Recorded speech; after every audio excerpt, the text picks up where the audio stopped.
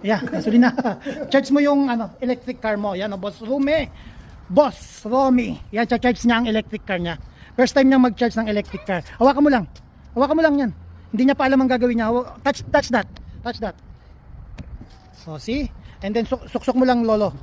Yan. Yan, hindi niya to makita. No! Right there. Suksok lang. Yan, tinutuan ko pa. Si Boss Romy. Yan. Iya, bagong bili. Ayan, oh. Inosente pa raw si Boss Romy. Yan. Tingnan natin kung nagcha-charge na. Sanay si Lolo. Ayan. Yan, nagcha-charge na. Ma-full charge siya ng 5 hours.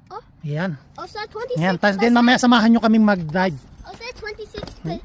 Yes. 26%. Ganyan po lang mag-charge ng electric car dito sa USA. I do. Ionic 5. Thank you for watching.